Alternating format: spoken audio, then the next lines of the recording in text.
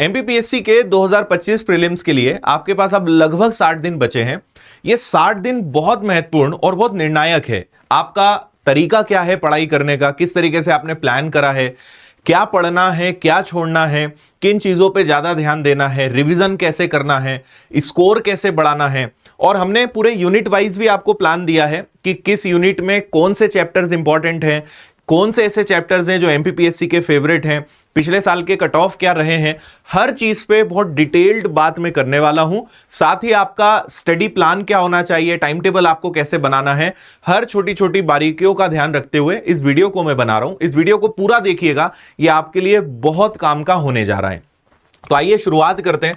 आपको पता है कि अभी एमपीपीएससी ने अपना कैलेंडर जारी किया जिसमें बताया कि 16 फरवरी 2025 को ये प्रीलिम्स लेने वाले हैं और इसके बाद जो मुख्य परीक्षा है वो जून के पहले सप्ताह में रहेगी। मतलब आपके पास फरवरी के बाद मार्च, अप्रैल, मई लगभग 3 से 3.5 महीने का समय आपको मिल सकता है। और समय एकदम मतलब कहेंगे कि रेस्ट्रिक्टेड है, क्योंकि उसी समय में पूरा सिलेबस कवर करना एक बहुत बड़ा टास्क है और अभी भी प्रीलिम्स के लिए। लेकिन अगर थोड़ा सा एक सटीक प्लान हो, क्योंकि 100% सिलेबस कवर करने जाएंगे तो बहुत सारी चीजें छोड़नी पड़ेंगी, तो किन चीजों पे ज्यादा ध्यान दें ताकि आप अच्छे से कवर कर सके, उसको हम समझते हैं। तो देखिए पूरा कैलेंडर है। सबसे पहले आपको पता होगा कि 3 फेज में आपका एग्जाम होता है। सबसे पहले आपका प्रीलिम्स होता है, मेंस होता है, फिर इंटरव्यू होता है। प्रीलिम्स में आपके 2 पेपर होंगे, जीएस का पेपर होगा और क्वालिफाइंग पेपर जो आपका सी सेट होता है। 100 क्वेश्चंस, 2 घंटे का समय, 200 नंबर का आपका पेपर होता है। ठीक है। सिलेबस की हम बात करें तो आपके पास टोटल 10 यूनिट होती है। बहुत सारी चीजें मैंने लिखी है ताकि आप बाद में वीडियो को रोककर देखकर आराम से पढ़ सकें और बोलने का भी और वीडियो का भी आपका समय बचे। तो आगे भी कई सारी चीजें हैं, कई सारे टॉपिक्स हैं जिसको मैंने बताया है कि ये महत्वपूर्ण है। आप वीडियो को रोक के जब लगे आप पढ़ लीजिएगा, सारी चीजें बहुत स्पष्ट आपको दिखाई देंगी। तो ये 10 यूनिट से यूनिट 1 भारत का इतिहास है, फिर इतिहास, संस्कृति, साहित्य, भूगोल है, मध्य प्रदेश का भूगोल, और ये सारी चीजों को आपको कवर करना है। इसके अलावा जो सेकंड पेपर है सी सेट, वो आपका अलग हो जाता है। अब सबसे महत्वपूर्ण है कि अगर आप अभी फिलहाल ट्रेंड देखें जो एमपीपीएससी का चल रहा है, तो आप ये पाएंगे कि लगभग 55 से 60% या 50 से 60% जो प्रश्न होते हैं वो आसान होते हैं। जनरली इतना सब लोग कर लेते हैं, वो पढ़े हुए में से ही आता है। थोड़ा सा जो मॉडरेट लेवल या मीडियम लेवल होता है वो 20 से 25% होता है, और जिसको हम टफ कह सकते हैं वो 15 से 20% होता है। और अधिकतर बच्चे इसका बहुत ज्यादा टेंशन ले लेते हैं, लेकिन वो ये भूल जाते हैं कि अगर मैं इसको थोड़ी देर के लिए बाजू कर दूं तो 80% तो आपके हाथ में है, और ये 20% अगर इस पे थोड़ा सा और ध्यान दे दें तो ये भी आपके अच्छे खासे नंबर आपको बढ़ा देता है। तो ये एक मोटा मोटा पार्टीशन है जो आपको पेपर में देखने को मिलने वाला है ना। तो हमने यहां पर आपको कुछ चीजें बताई है कि आसान और मध्यम स्तर के प्रश्नों को मिलाकर कट ऑफ लगभग तय होता है, क्योंकि जो कठिन है वो बहुत कम लोग कर पाते हैं। उसके लिए जो बहुत लंबे समय से पढ़ाई कर रहा है, एक एक चीज उसने कई बार पढ़ी है, वही लोग कई बार अप्रोच कर पाते हैं और बहुत कम लोग ही ऐसे होते हैं। तो असली जो फाइट है वो इजी और मीडियम लेवल के प्रश्नों में ज्यादा होती है। इसलिए कट ऑफ भी आप देखेंगे, लास्ट ईयर का कट ऑफ भी अगर जनरल की बात करें तो 160 गया था, जो कि 200 में से 160 नंबर यानी 80%, 80% हाईएस्ट था। तो कट ऑफ वैसे भी इसके ऊपर जा नहीं सकता है, और अगर इतने में ही हम मेहनत कर लें काफी अच्छा स्कोर हम खींच सकते हैं, क्योंकि उसी पे सारी चीजें तय होती है ना। अब स्ट्रेटेजी की हम बात करते हैं। यहां पर मैंने पॉइंट्स बहुत सारे लिखे हैं, कुछ चीजों को मैं समझाऊंगा, वो आपको पढ़ना है। भाई सबसे महत्वपूर्ण चीज तो यही है हमारे लिए कि हम सिलेबस को जल्दी से जल्दी और अच्छे से अच्छे कवर करें, है ना। तो सिलेबस को कंप्लीट करना आपकी प्रायोरिटी होनी चाहिए। 3 ही चीजें होती हैं, सिलेबस, पहले सिलेबस पे ध्यान देना, दूसरा रिवीजन, समय समय पे आप रिवीजन करते रहें, और तीसरा बहुत सारी प्रैक्टिस। आप मॉक टेस्ट लगाते रहें, पुराने पेपर्स लगाते रहें, ऑनलाइन पेपर लगाते रहें, ताकि आपकी प्रैक्टिस बनी रहे। तीनों में से किसी भी चीज को इग्नोर नहीं करना, क्योंकि आप कितना ही पढ़ लें, अगर आपने रिवीजन नहीं करा तो आप पढ़ते जाओगे लेकिन आप भूलते जाओगे, आपको याद नहीं रहेगा। और कई लोगों की यही समस्या होती है कि सर पढ़ तो बहुत लिया, पढ़ भी बहुत रहे, लेकिन याद कुछ नहीं रहता है। याद रखने का सबसे महत्वपूर्ण जो तरीका है वो है रिवीजन। रिवीजन कई प्रकार के होते हैं। डेली आप रिवीजन कर सकते हो, हफ्ते में 1 बार पूरा पलटा सकते हो, महीने में आपको पूरा पलटाना चाहिए। लेकिन अगर कोई बच्चा, कोई भी कैंडिडेट अगर रिवीजन नहीं कर रहा है, आप बिल्कुल मानकर चलिए कि आप आगे पढ़ते जाओगे, पीछे सब भूलते जाओगे। तो रिवीजन से आप चीजों को याद रख पाते हैं, और प्रैक्टिस से आप चीजों को स्ट्रांग कर पाते हैं, और एग्जाम में आप अच्छे से आंसर दे पाएं, एग्जाम में आप पूरे टाइम मैनेजमेंट को सीख पाए, एग्जाम में जब आपके सामने कोई ऐसा प्रश्न आ जाए कि पढ़ा तो है, याद भी है, लेकिन चारों ऑप्शन में कंफ्यूजन हो रहा है, ऐसी कई सारी जो गलतियां और कई सारा ऐसा प्रेशर वहां पे जो आता है वो प्रैक्टिस से दूर होता है। तो जो भी स्टूडेंट सिलेबस, रिवीजन और प्रैक्टिस इन तीनों चीजों पर बहुत अच्छे से बैलेंस बनाता है उसका ही सिलेक्शन होता है, क्योंकि केवल पढ़ने से, केवल नॉलेज से कोई एग्जाम नहीं निकाल सकता है। नॉलेज के साथ साथ प्रैक्टिस, रिवीजन, एक मैनेजमेंट, एक आर्ट, ये सारी चीजें आपको आनी चाहिए जो और यही तो पेपर है जो आपकी हर चीज को जांचेगा। केवल ज्ञान का पेपर होता तो मुझे लगता है कि कई सारे लोग निकाल लेते, लेकिन यहां पे ज्ञान के साथ साथ, नॉलेज के साथ साथ ये कई चीजों का इनडायरेक्ट टेस्ट है। ये आपकी पर्सनालिटी, ये आपका थॉट प्रोसेस, आपका डिसीजन मेकिंग, आपका मैनेजमेंट, आपका टाइम मैनेजमेंट, कई सारी चीजों का ये टेस्ट हो जाता है। विषय तो एक जरिया है आपको परखने का, असली जो पहचान है वो तो दूसरी चीजें हैं। इसलिए ध्यान रखें, नॉलेज इज नॉट एवरीथिंग, कि आप अगर केवल बहुत पढ़कर चले जाओगे कोई गारंटी नहीं कि सिलेक्शन हो जाए, क्योंकि उसके लिए रिवीजन, प्रैक्टिस और बाकी चीजों पर भी ध्यान देना जरूरी है। इसलिए हर चीज का बैलेंस बनाएं, वो बड़ा इंपॉर्टेंट है ना। जैसे आखिरी में हम आपको समय समय पे पूरा गाइड करते रहेंगे, 1 महीने बाद, अभी 2 महीने के हिसाब से हम बात कर रहे हैं, फिर 1 महीने में क्या करना है, आखिरी के 15 दिनों में क्या करना है, मैं समय समय पर आकर आपको वीडियो बताते जाऊंगा, जानकारी देते जाऊंगा, आप उसको फॉलो करते जाइएगा, है ना। चलिए, तो सिलेबस कंप्लीट करना, पूरे यूनिट 10 जो हमारे यूनिट्स हैं उनके 100 क्वेश्चंस, ये हमारा सबसे महत्वपूर्ण टारगेट है।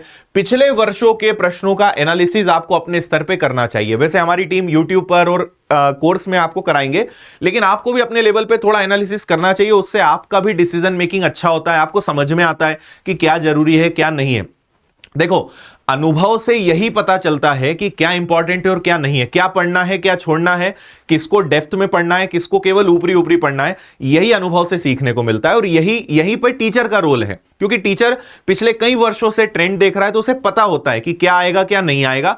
जब आप 2, 4, 5 साल एग्जाम दे देते हो तब आपको समझ में आने लगता है। तो बेसिकली या तो हम 4-5 साल का अनुभव लेकर खुद उतने समझदार हो जाएं, या टीचर्स का या जो उस फील्ड का एक्सपर्ट है उसके एक्सपीरियंस का यूज करें। और इसीलिए विनर्स में हम यूट्यूब पर सब जगह आपको बहुत अच्छे से सारी चीजें बताते रहते, ताकि उन सब का, हम सब का एक्सपीरियंस आपको काम आए और आपके कई वर्ष बचे।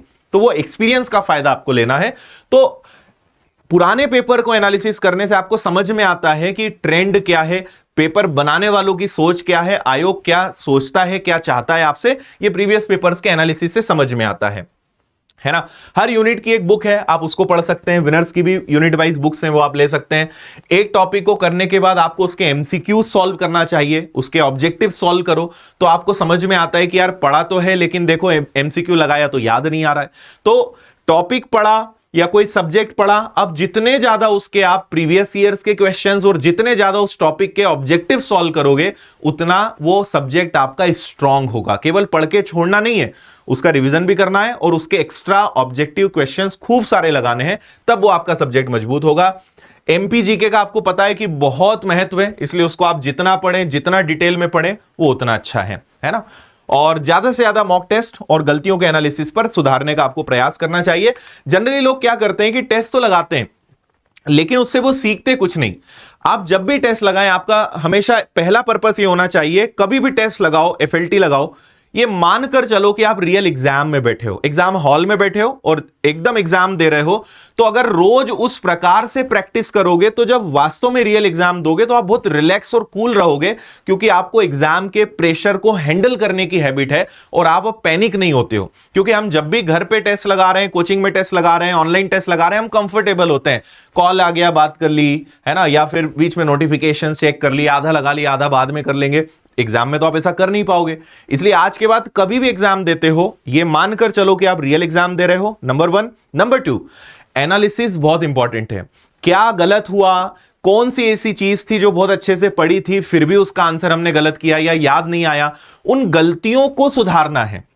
एनालिसिस से हमें पता चलता है कि हम कहां गलत कर रहे हैं, अब उस पर अटैक करना है।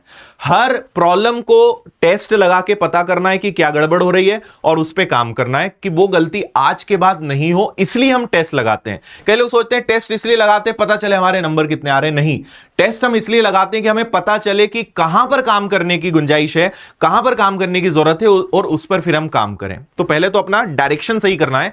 और कभी भी आपने ये महसूस किया होगा कि किसी समस्या से, किसी टॉपिक से, किसी सब्जेक्ट से भागने से कई गुना आसान होता है उसको फेस करना। तो आप कभी भी, आपको लगता होगा यार इतिहास में मुझे इसमें दिक्कत आती है, या इस यूनिट को, तो इस यूनिट 9 को या यूनिट 10 को या यूनिट 1 तो मुझे बिल्कुल पसंद नहीं है। कब तक आप उससे भागोगे? अल्टीमेटली कभी ना कभी तो पढ़ना पड़ेगा। और जब आप किसी चीज को लग जाओगे ना, भले पसंद ना हो, मन ना लगता हो, देखो किसी को भी सारे विषय अच्छे नहीं लगते, किसी को कुछ पसंद है, किसी को कुछ बिल्कुल पसंद नहीं है, पर पेपर में तो आएगा ना। पेपर बनाने वाले को तो आपकी चॉइस से, आपकी लाइक से तो कोई मतलब नहीं है कि आपको ये पसंद है तो चलो ये ज्यादा पूछ लें, वो तो सब पूछेगा। तो इसलिए जो टॉपर्स होते हैं, जो सिलेक्शन लेने वाले लोग होते हैं, वो हमेशा ये देखते हैं कि एग्जाम के लिए जरूरी क्या है, उनका मन क्या कह रहा है, उन्हें क्या अच्छा लगता है, फर्क नहीं पड़ता।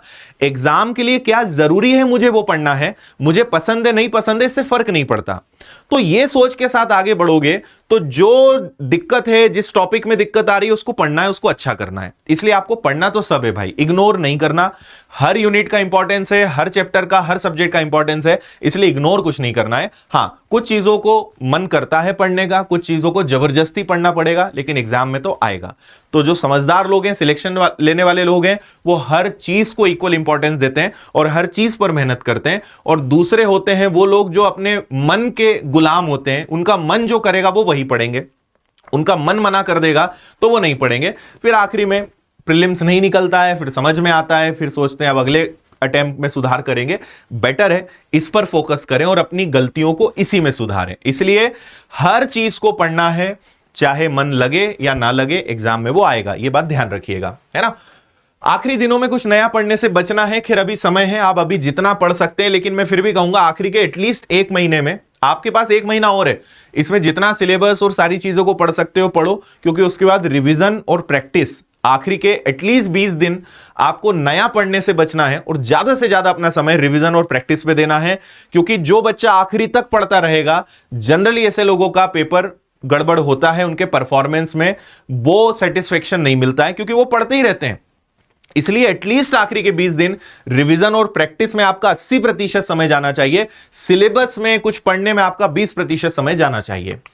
और डेली थोड़ा सा योगा, प्राणायाम, एक्सरसाइज करते रहो, ताकि आपका फोकस, कंसंट्रेशन आपका इंप्रूव हो, ये चीजों पर फर्क रहे। जल्दी से कट ऑफ देखते हैं। जैसे यूआर का अगर हम बात करें, पिछले साल 160 का कट ऑफ रहा, एससी का 148 रहा, एसटी का 140, फीमेल में 138 गया, ओबीसी का 156 गया, ईडब्ल्यूएस का 154 गया, दिव्यांगजन का 98 गया। अच्छा, ये पार्ट ए है।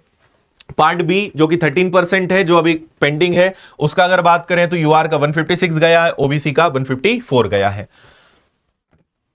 अब मैं आपको इसके आगे केवल दिखा पाऊंगा क्योंकि बहुत सारी चीजें हैं। आपके लिए हमारी टीम ने बहुत मेहनत करके इतना शानदार निचोड़ बनाया है कि आप भी कहोगे सर क्या गजब चीज है, क्योंकि इतना कोई नहीं देता है। तो हमने यहां पे दिया है कि ऐसे टॉपिक जो इजी हैं और स्कोरिंग है, ऐसे टॉपिक्स जो पीएससी के फेवरेट हैं और ध्यान रखने योग्य बातें, ये सब बात बताई है।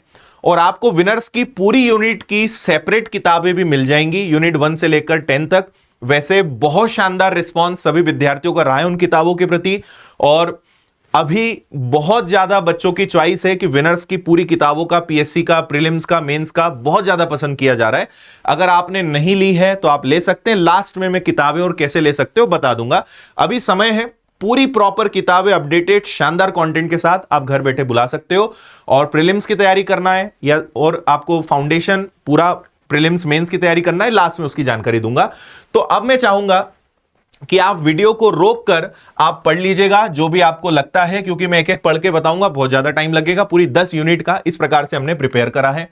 और नए टॉपिक जो, अच्छा सिलेबस में भी चेंज हुआ है पिछले साल, तो कई बच्चे ऐसे भी होंगे कि अभी नए सिलेबस को लेकर उतना अवेयर नहीं है, जो बहुत समय से तैयारी कर रहे हैं, तो हमने वो भी दिया है कि नए टॉपिक्स जो आसान प्रश्न आने की जिनकी संभावना है वो भी है ना। इसके बाद यूनिट 2 में इजी और स्कोरिंग टॉपिक्स क्या क्या हैं, पीएससी के फेवरेट टॉपिक्स कौन कौन से हैं। यूनिट 3 में इजी एंड स्कोरिंग, यूनिट 3 में पीएससी के फेवरेट। और ये सब हमारे पिछले वर्ष के कुछ अनुभव रहे हैं जिनके आधार पे हमने ये सारी चीजों को बनाया है, ठीक है। इसके बाद पीएससी के फेवरेट हो गया, यूनिट 5 इजी और स्कोरिंग टॉपिक, यूनिट 5 पीएससी के फेवरेट टॉपिक्स, यूनिट 6, इसके बाद यूनिट 7, यूनिट 8, ठीक है, यूनिट 9 और यूनिट 10 जो कि एमपीजीके का होता है सबसे महत्वपूर्ण। इन सब में हमने चीजें दी हैं और हमने और बहुत सारी चीजें नोट में भी दी है जो आपको ध्यान रखना चाहिए। अगेन मैं इस वीडियो को छोटा बनाकर और बहुत सारी काम की चीजें देना चाहता हूं और हम अभी अलग अलग यूनिट वाइज भी सभी टीचर्स के वीडियो डलवा देंगे ताकि आप पर्टिकुलर उस यूनिट पे एक अच्छी स्टडी प्लान और स्ट्रेटेजी जान पाएं। पर अभी मैं एक ओवरऑल बात करना चाहता हूं, इसलिए मैं थोड़ा सा फास्ट इन चीजों को आपको बता रहा हूं, है ना। तो ये सारी चीजें भाई, और सी सेट जो कि इग्नोर आप नहीं कर सकते। जनरली पीएससी के बच्चे इसमें इंटरेस्ट नहीं लेते हैं, पर क्वालिफाइंग तो है। तो मैथ्स, रीजनिंग और हिंदी, इन 3 चीजों पर बेस्ड ये होता है, क्या क्या आता है, और काफी इजी बनता है, कोई बहुत चैलेंजिंग नहीं होता है। बस आपको इसकी प्रैक्टिस अच्छे से करनी है और थोड़ा सा बेसिक अगर आप पढ़ लेंगे और ठीक ठाक क्वालिफाइंग मार्क्स आपको लाना है। रीजनिंग तो जनरली कर लेते हैं सब लोग, हिंदी के लिए और मैथ्स के लिए थोड़ी सी मेहनत करना है, बन जाएगा। लेकिन इग्नोर मत करना, थोड़ा थोड़ा ही सही इसको पढ़ते जाना, है ना। किताबों से भी पढ़ लोगे तो भी आपका काम हो जाएगा। अब देखो भाई, ये हमने अपने अनुभव के आधार पर बनाया है कि आप अपने दिन भर के शेड्यूल को, समय हमने एक सजेस्ट किया है, बाकी आप समय और सारी चीजों का सीक्वेंस अपने कंफर्टेबिलिटी के हिसाब से तय करें। बाकी हमारा यह मानना है कि इस समय लगभग आपको 2 घंटे के आसपास का समय जो है, आपको मध्य प्रदेश का सामान्य ज्ञान, करंट अफेयर्स पर आपको 45 मिनट्स, भूगोल पर आपको 1 घंटा, संविधान पर आपको 1 घंटा, यूनिट 1, 7 और 9 इनको लगभग 1-1 घंटा आपको देना चाहिए, और मध्य प्रदेश की जनजातियों पर आपको 1 घंटा, या ओवरऑल एमपीजीके भी हम कहें तो आप उसको 1 घंटा दे सकते हो। हमने 60-40 के रेशो में बांटा है, लेकिन अगेन ये बहुत सब्जेक्टिव है। किसी को रात में पढ़ने में मजा आता है, किसी को दिन में पढ़ने में मजा आता है, किसी का दोपहर में माइंड बहुत एक्टिव होता है, किसी को दोपहर में बड़ी नींद आती है। तो ये ऐसी चीज है कि हम कभी ऐसा नहीं बोलते कि यही फॉलो करना है। कोई टॉपर का आप वीडियो देखते हो, उसने बताया कि मैं तो ऐसे पढ़ता था, मैं सुबह ज्यादा पढ़ता था, या मैं तो रात रात भर पढ़ता था। उस व्यक्ति के बॉडी, उस व्यक्ति के नेचर, उस व्यक्ति की कंफर्टेबिलिटी के हिसाब से वो तरीका काम कर गया। लेकिन अगर आप सोचें कि वही का वही कॉपी पेस्ट आप कर लें और आपके लिए भी वो हो जाए, तो संभावना है कि हो जाए, संभावना है कि वो तरीका आपके लिए काम ना करे। सबसे बेस्ट है कि अपने आप को देखते हुए अपने रूटीन को प्लान करें कि आपके लिए कब कौन सा विषय पढ़ने में आपको मजा आता है, कब किसको पढ़ने में आपको नींद आती है। तो वैसा थोड़ा सा उसको क्रॉस करें कि हाँ यार, इसको पढ़ते हैं दोपहर में नींद आती है, इसको सुबह सुबह निपटा लेते हैं। तो एक जस्ट हिंट है, आप अपनी कंफर्टेबिलिटी के हिसाब से और अपने हिसाब से शेड्यूल बनाएं, लेकिन हर चीज को बैलेंस करें। एक साथ बहुत ज्यादा भी चीजों पे कवर ना करके आप ये भी कर सकते हो, जैसे हमने यहां पे सारी चीजें बता दी।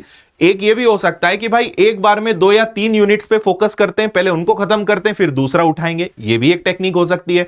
एक हो सकता है कि सारी चीजों पे बैलेंस करें। So it's very subjective, depends कि किसके लिए क्या तरीका काम करता है।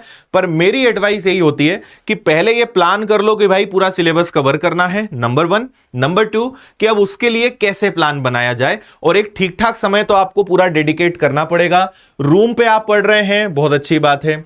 पॉसिबल है तो आप अपने आसपास किसी लाइब्रेरी को ज्वाइन कर लें, वहां पे आपके पढ़ने के मतलब परफॉर्मेंस में ज्यादा अच्छा आ जाता है, क्योंकि वहां पे आपको पढ़ना ही है ना। प्रॉपर फैसिलिटीज होती है, बैठे रहना है, घर पे कि कुछ खा रहे हैं, नींद आ रही है, ठंड का टाइम है, लेकिन आप वहां पे ज्यादा डिस्ट्रैक्ट नहीं होते हो, तो लाइब्रेरी आप ज्वाइन कर सकते हो। ऑनलाइन आप पढ़ रहे हो तो फिर ऑनलाइन क्लासेस को भी आप कवर कर सकते हो। तो अपनी जो वीकनेसेस हैं, अपने जो चैलेंजेस हैं, उनको ऑब्जर्व करो और उसका सॉल्यूशन निकालो जो आपके लिए बेस्ट काम करे। इसीलिए बहुत ज्यादा लोगों को कॉपी करना, या किसी ने कुछ कहा, किसी ने कुछ कहा, वो मान लेना, वो सही नहीं है। अपने हिसाब से सारी चीजों को और अपने शेड्यूल को प्लान करेंगे, वो बेस्ट रहेगा। लेकिन मेरी जो एक एडवाइस है इस सब में, वो ये रहती है कि हमेशा आपकी पढ़ाई टारगेट बेस्ड होनी चाहिए। इसको ध्यान से समझना। टारगेट बेस्ड का मतलब होता है कि आपका एक लॉन्ग टर्म, कि भाई इस महीने का मेरा टारगेट क्या है, इस महीने में मुझे क्या अचीव करना है। उस महीने को 30 पार्ट्स में डिवाइड करो कि मुझे आज क्या करना है। हमेशा एक दिन पहले आपका प्लान बन जाना चाहिए कि कल मुझे क्या करना है, और एक टारगेट कि फॉर एग्जाम्पल आपने यूनिट 1 में, एक एग्जाम्पल दे रहा हूं मैं, यूनिट 1 में आपने पर्टिकुलर एक टॉपिक उठाया कि कल मुझे ये टॉपिक खत्म करना है और उसके 30, 40, 50 ऑब्जेक्टिव्स निपटा के काम खत्म करना है। कल का मेरा टारगेट ये है कि सुबह 2 घंटे में या 3 घंटे में या जो भी हो। एक पढ़ाई ऐसी होती है। दूसरी पढ़ाई कैसी होती है कि कल 9 से 11 में ये पढ़ूंगा। तो मेरा सजेशन है ऐसा ना पढ़ के ये करिए। भाई हो सकता है कि यूनिट 1 का कोई एक पर्टिकुलर टॉपिक आपका 2 घंटे में हो जाए, हो सकता है 3 घंटे में हो जाए, हो सकता है 1.5 घंटे में हो जाए। घड़ी को देखकर नहीं पढ़ना है, उस चीज को कंप्लीट करना है, क्योंकि उसको एक बार में खत्म करना है, तो वो जितनी देर में हो, लेकिन एट द एंड ये होना चाहिए कि हाँ यार, सेटिस्फेक्शन आपको मिलना चाहिए कि ये कंप्लीट हो चुका है। तो हमेशा पढ़ने का तरीका आपका ये होना चाहिए कि हम टारगेट्स अचीव करें, छोटे छोटे टारगेट्स बनाएं, उनको अचीव करें। और जब आप डेली इन टारगेट्स को अचीव करेंगे, so at the end of the month आप देखेंगे कि आप बहुत अच्छी संख्या कवर कर चुके होंगे। छोटा सा उदाहरण देता हूं, मान लीजिए आपने दिन भर में अलग अलग विषयों को पढ़ के लगभग 100 क्वेश्चंस आपने एक दिन में सॉल्व कर लिया, आपको पता ही नहीं चला। आपने पीवाईक्यू लगाए, आपने अलग अलग चैप्टर्स के ऑब्जेक्टिव्स लगाए, क्लास में कुछ पढ़ा उसको आपने ऑब्जेक्टिव्स फॉर्म में लगाया। एक दिन में अगर कोई बच्चा 100 क्वेश्चन भी लगा ले तो महीने के 3000 सवाल होते हैं। तो अगर आपने एक दिन में 100 क्वेश्चन लगा लिए तो 3000 सवाल मायने रखते हैं, और अगर इसको 200 पहुंचा दें तो और अच्छा है। तो डिपेंड करता है, कभी भी बड़ा टारगेट। अब मैं आपसे कहूंगा आपको महीने में 3000 सवाल लगाना है, आपको लगेगा 3000 सवाल, लेकिन रोज अगर 100 सवाल भी लगा लिए, जो कि कोई बड़ा काम नहीं है, तो महीने में 3000 सवाल अपने आप हो जाएंगे। तो जो टॉपर्स हैं, जो सिलेक्शन लेने वाले लोग हैं, वो अपने बड़े टारगेट्स को छोटे छोटे टारगेट्स में डिवाइड करते हैं, और जब बूंद बूंद गिरती है तो घड़ा अपने आप भरी जाता है। इसीलिए टारगेट बेस्ड पढ़ाई करें कि भाई आज मेरा टारगेट ये है, आज मुझे ये कंप्लीट करना है, मतलब करना है।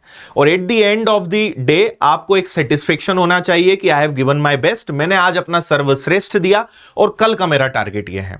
तो ऐसे आपके डे टू डे जब टारगेट अचीव होंगे, कंप्लीट होगा, इंप्रूवमेंट आएगा, आपको सेटिस्फेक्शन आएगा, और मार्क्स पे भी उसका असर दिखेगा। केवल पढ़ते ही जा रहे हो लेकिन कोई प्लानिंग नहीं है, कोई टारगेट नहीं है, तो आप eight the end of the month आपको लगेगा यार 1 महीना 2 महीना पढ़ रहा हूं, कुछ सुधार ही नहीं हो रहा है। तो अगर बिना प्लानिंग के पढ़ोगे, बिना टारगेट के पढ़ोगे, पढ़ तो रहे हो लेकिन रिजल्ट नहीं मिलेगा। इसलिए प्लानिंग बहुत इंपॉर्टेंट है, टारगेट अचीवमेंट बहुत इंपॉर्टेंट है, और इसी को हम कहते हैं कि भाई पढ़ाई का एक स्मार्ट वे होना चाहिए, पढ़ने का एक तरीका होना चाहिए। तो मुझे पूरी उम्मीद है कि अगर आप इस टेक्निक का यूज करेंगे तो आपको शानदार रिजल्ट इस टेक्निक से देखने को मिलेगा। आपको जल्दी से बता देता हूं कि विनर्स इंस्टीट्यूट आपकी कहां मदद कर सकता है।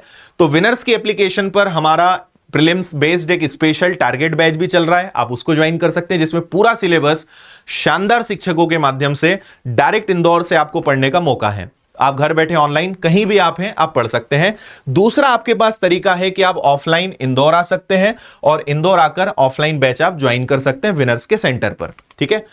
इसके अलावा आप चाहते हैं कि pre plus mains plus interview का ऑनलाइन या offline Hindi medium English medium batch join करना है, वो ज्वाइन कर सकते हो। टेस्ट सीरीज अवेलेबल है, जिसमें आपको 40 टेस्ट पेपर मिलेंगे जो प्रीलिम्स बेस्ड है, मात्र 999 में ऑफलाइन में, और ऑनलाइन में 499 में। ये सब चीजें आप पढ़ लीजिएगा।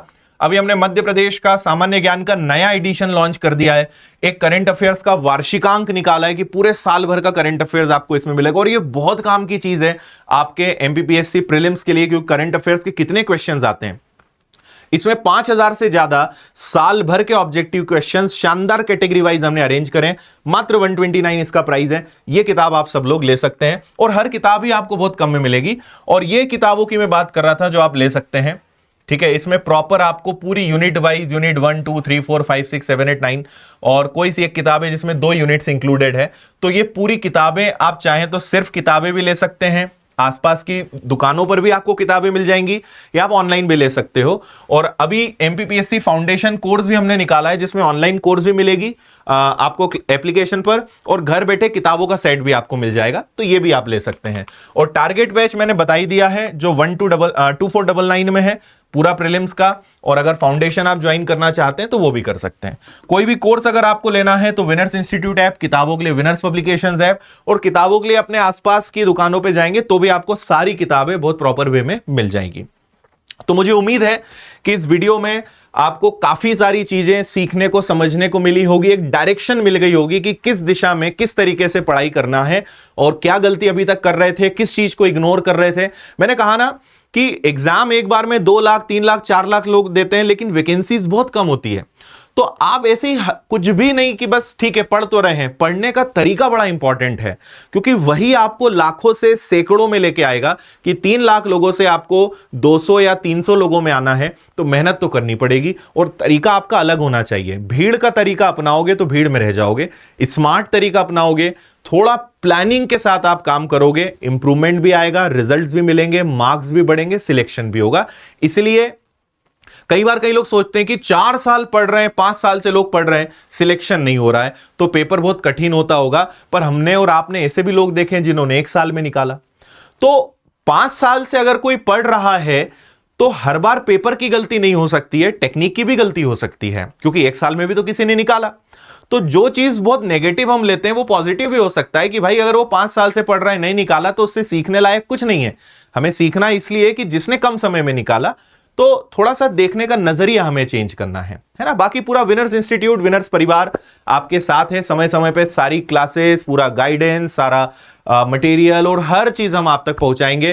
टेस्ट लगातार चल रहे हैं, सारी चीजें चल रही है, और अभी हम आपके लिए और कुछ ऐसी चीजें ला रहे हैं जो आने वाले 2 महीने में आपकी तैयारी को और मजबूत बनाएगी। तो इसलिए हर जगह, चाहे एप्लीकेशन हो, यूट्यूब हो, टेलीग्राम हो, व्हाट्सएप हो, इंस्टाग्राम हो, हर जगह आप विनर्स के साथ जुड़े रहिए, आपको प्रॉपर अपडेट्स मिलते जाएंगे। और कोई अगर आपके क्वेश्चन है आप कमेंट करिएगा। इस वीडियो से अगर कुछ आपको सीखने को मिला है तो भी कमेंट करके बताइएगा। अगर आखिरी तक पहुंचे हैं तो इसका मतलब आप सीरियस हैं, तभी आप लास्ट तक बने हैं। ओके, धन्यवाद, जय हिंद, शुभकामनाएं आप सभी को। मिलते हैं नेक्स्ट वीडियो में।